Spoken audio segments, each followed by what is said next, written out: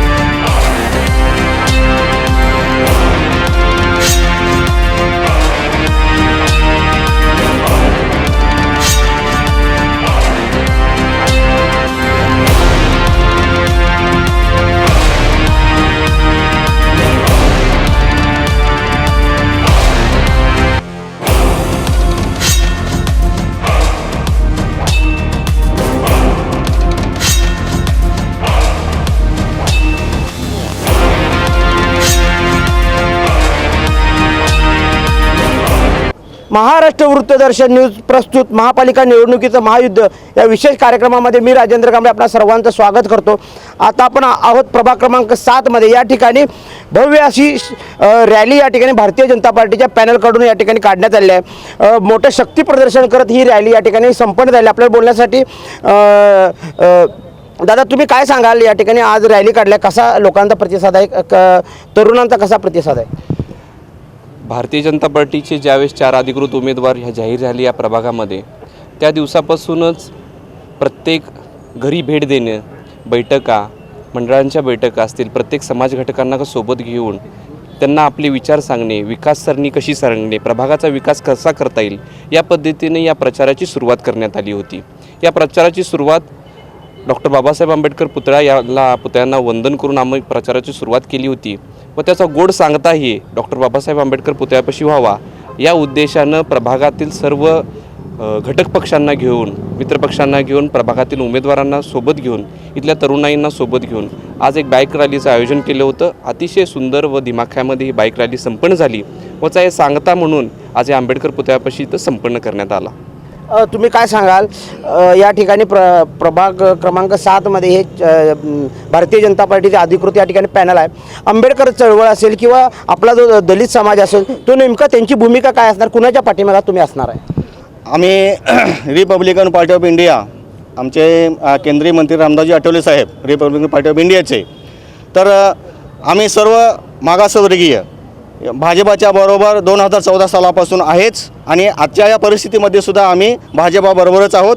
आणि त्यांना ताकद देण्याचं काम या ठिकाणी आम्ही आमच्या पक्षाच्या माध्यमातून आठवले साहेबांच्या माध्यमातून आम्ही करत आहोत.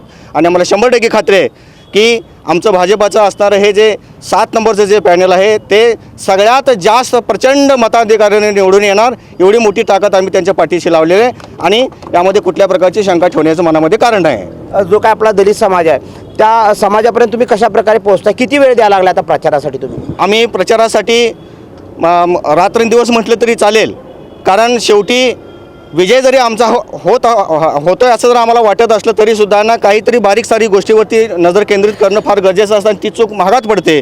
म्हणून आम्ही अतिशय बारकाईनं आमचा मागासवर्गीय जिथं जिथं समाज आहे तिथं तिथं जाऊन त्यांच्या मनामध्ये असणारी जी काही शंका कुशंकाची जी भाग म्हणतो ना ते आम्ही 100% त्यांचं निरीक्षण केलेलं आहे.